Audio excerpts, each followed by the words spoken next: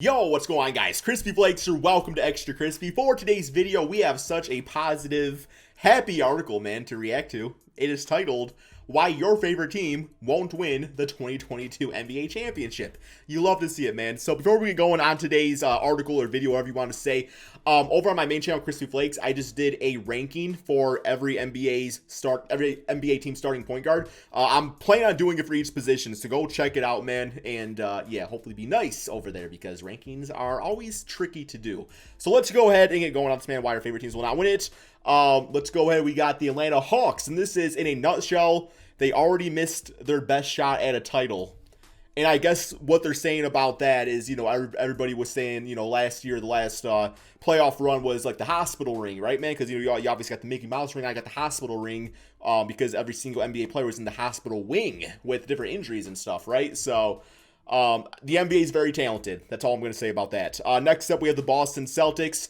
They jumped through an awful lot of hoops without substantially deepening their shot creation. I guess, I mean, Jaylen Brown's healthy now, so, you know, I'm happy about that. I do think that they are a year away. Like, I do not think they're going to win it next season because I feel like they're setting up for a very successful 2022 NBA offseason. You know, going for like a Bradley Beal or somebody like that. That's my predictions with it. Next up, we have the Brooklyn Nets. Big threes who actually play at the same time are more intimidating than those that do not. Okay, that is true. By the way, I obviously am arguing against a lot of these here because, yes, they have not been able to stay healthy together. But as long as two of them are healthy, and in some cases, even one of them is healthy, you still have a shot at the ring. Right? Like I'm not really think we're arguing. Like if it's just KD, but he's healthy, ready to go for a playoff run, you got a chance. If you got Kyrie and James Harden and KD's out, you still got a chance, in my opinion. Next up, we have the Charlotte Hornets. Titles are not won by those drunk with mediocrity. Oh my God, this is savage. Drunk with mediocrity. Bro, what does that even mean, man? Oh my God. I mean, yes, the Charlotte Hornets are not winning the ring next year, man, but, interesting. Next up, we got Chicago Bulls. This team can't even improperly try to win now properly. So coughing up 3 first-round picks to bring in Vucevic and a too expensive yet still good yet still too expensive DeMar DeRozan is quite the price to pay for a crack or normality. I mean, I guess so. I feel like it's what they had to do. It's like what they had to do. I mean, when they got Vucevic and everything, Vucevic, very underrated player, and so is DeMar DeRozan. So you never know if chemistry clicks together what's going to happen, right? So, yeah. Next up, we got the Cleveland Cavaliers. Have fun playing Lauri Markkanen and Asimo. Oh my God, Dan! Dan, you're being mean, man. Come on, man. Okay. I mean, truthful, but mean. Plus, I would actually put Evan Mobley as small forward. You could do a lineup of Colin Sexton, Kevin Love at the 2, Evan Mobley at the 3, Lauri at the 4, and Jarrett at the 5. Man, that's some tall-ass ball right there, man. Let's replace Colin, put Jetty Osman. There we go, man. Get some tall-ass ball in there. Okay, we got the Dallas Mavericks. Luka Doncic still needs a teammate who can dribble. Does he though? I think that's, I mean, yes, having like a secondary primary ball handler, whatever you really want to say, is important. But Luka also is very high usage. I don't know if it's so much can dribble. I think more so a teammate that you can rely on. And you don't got to dribble to do that. Look at me, man. I can never dribble a damn basketball, bro. But you also couldn't rely on me either. So this is a bad example. Let's continue. Next up, we have the Denver Nuggets. Jamal Murray's injury sucks. Yes, he tore his ACL with 18 games remaining. So when is he supposed to be back? I don't know if this says or not. It says it's take a full 12 months to rejoin the rotation. Yeah, we all know, and plus you can get re-injuries too. That is a good point. But the thing about this is that, you know, Michael Porter, I think, is once again going to be running for most improved player. So, yeah. And didn't they also get that dude, Bones? Bones is pretty solid, right? The TV show I heard is pretty good. I don't know about the basketball player. Next up, we got the Detroit Pistons. Man, tell us why we're not winning the championship. Please be nice. 2025 is more than 3 years away. Hey, you know what? I will take that, bro. This man, Dan, is literally saying that we are going to be champions in 2025. I personally said 2024. You know, all we got to do is get Paolo Banchero or Chet and Amoni Bates, and we're good to go, man. Yes, sir, baby. Hey, that's okay. I'll take it. Anything nice right here? Is it trying to be a bitch ass right here, man? Okay, that's fine. Golden State Warriors. Klay Thompson's return won't be enough. Bet. Next up, we got the Houston Rockets. OKC. No, wait. Oklahoma City doesn't own their picks this year. What's that? What's that got to do with? Oh, so basically what they're saying is like they should tank. They should tank to improve even more because OKC won't have their pick. But they didn't have their pick last year, man, because they got Jalen. Okay. Interesting. Indiana Pacers. They have 2 starting centers still. I always hate this one. Miles Turner and Sabonis together work completely fine. Their games are totally opposite where it works. Like, yes, I would say typically you don't want Sabonis at the 4 spot. You probably don't. But when you have Miles Turner who can stretch the floor and play defense and do things like that, it doesn't really matter in that case. It really doesn't. Plus, Sabonis is a decent enough rebounder. Miles Turner, not the greatest rebounder. It's like a positionless front court. And it's okay as long as your skill sets don't intertwine together. They're not winning the championship, but still, I hate that argument. I hate it. Next up, we got the LA Clippers.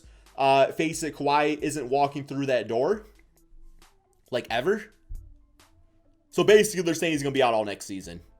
Which, they probably don't got picks, do they? Does OKC have the Clippers pick? Because that could be important. I'm just saying, man, like, Reggie Jackson, man, I've watched you for years, bro, but I also know that y'all got to the 8th seed with a prime Blake Griffin playing his best basketball, and basically you got the same Pistons team, except you got Paul George now instead of that Blake, so he got to play the damn MVP for them to get to the playoffs. Next up, we got the Lakers. It's not 2012. Stupid. Next up, we got the Memphis Grizzlies. They're tired of exceeding expectations. I don't think that's true if you're trying to win a championship. If people don't think you're going to win a championship and I think you want to exceed that expectation, and they want to continue to prove people wrong, right? Next up, we got the Miami Heat. They won the offseason by default, not on the merits of their additions. So, addition by subtraction, I guess.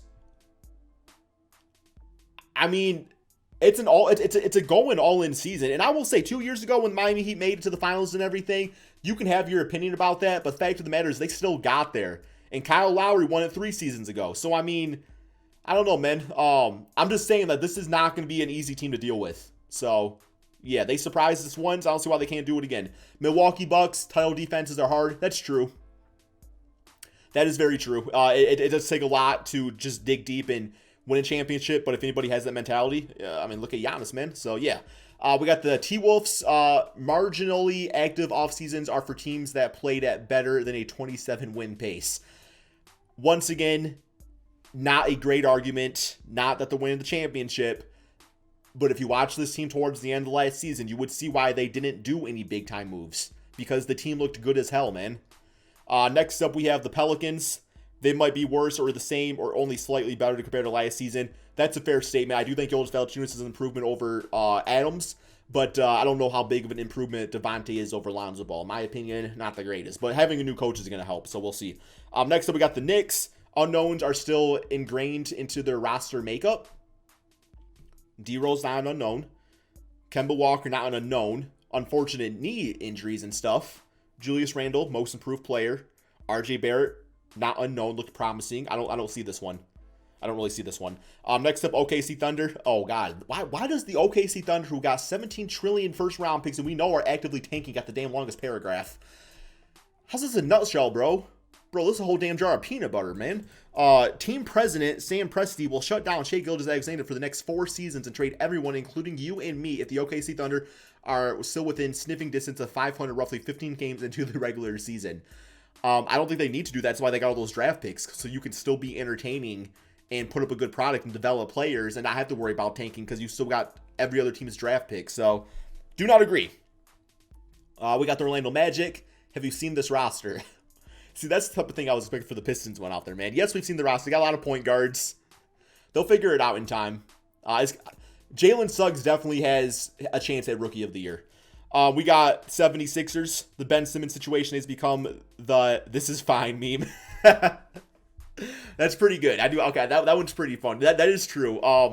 in my personal rankings, I have the 76ers not being as good of a team if they go in the season with Ben Simmons just because of, the chemistry issues. And yes, we know what to expect out of them, but also, man, like, it can be dangerous. It can be dangerous and a slippery slope when it comes to, a few games really being the difference in seeding in the NBA.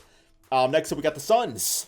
A team that wasn't good enough to win it all last year failed to get appreciably better. You don't think that finals experience does anything? You don't think Cam Johnson, Mikal Bridges, campaign are all going to be better next season? You don't think Devin Booker is going to be better after having that season of knowing what it takes to get to that level? You don't think the addition of JaVale McGee? Yes, I know it's JaVale McGee, but that's still something they did not have last season with the exception of having Dario Saric and Frank Kaminsky. They didn't really have that rebound defensive center. What? Next up, we got the Portland Trailblazers. Dame Lillard hates this team. Okay. Sacramento Kings, this team feels aimless. Hey, De'Aaron Fox can make anything happen, man. He can make anything happen. I love De'Aaron Fox. San Antonio Spurs, they are either lusting after mediocrity or finally rebuilding. Lusting after mediocrity, I don't know what that means. It means like they're excited about being bad? I don't know. No, they are rebuilding. They are rebuilding for sure. Next up, we got the Raptors. How many power forwards can one team have? You got Pascal. Scotty can play realistically I would say 1 through 5, man. Probably 1 through 4. Chris Boucher can play power forward or center. Am I missing anybody else? I think OG's a small forward. Am I missing? Yeah. Precious is a center. Don't get that one. Utah Jazz. They're still one wing short. Rudy Gay's scoring is going to be interesting, but he's very old now. I do think the Jazz, I know financially speaking, they're kind of capped out with having their money in Mitchell, Gobert, and Conley, but I think via trade, there's something to be said. There's something to be done. I don't know what yet. I don't know who that missing piece is. I personally like Royce O'Neal. I wouldn't mind them shopping like Bojan Bogdanovic for something. I wouldn't mind that. I feel like Rudy Gay can be like that, at least not as good, but still sort of a replacement for him. I agree with that. I feel like there's another move to be had for the Utah Jazz. They'll put up good regular season numbers, but they gotta make that next step going on into the playoffs. Even getting I was gonna say Will Barton, but whatever. Washington Wizards, this is a 1-star show. Well, addition by subtraction, the plus minus with Beal and Russell Westbrook was really bad. So who knows? You put a new team around Beal, who is a top scorer in the NBA. You never know what really happens to that, right, man? So that's all we got for this. Obviously, making an excuse for every single team is pretty tough. But, yeah, that's it, man. So pretty interesting, I guess. Pretty fun read, to say the least. That's all we got. Thank you all so much for watching, and peace out, everybody.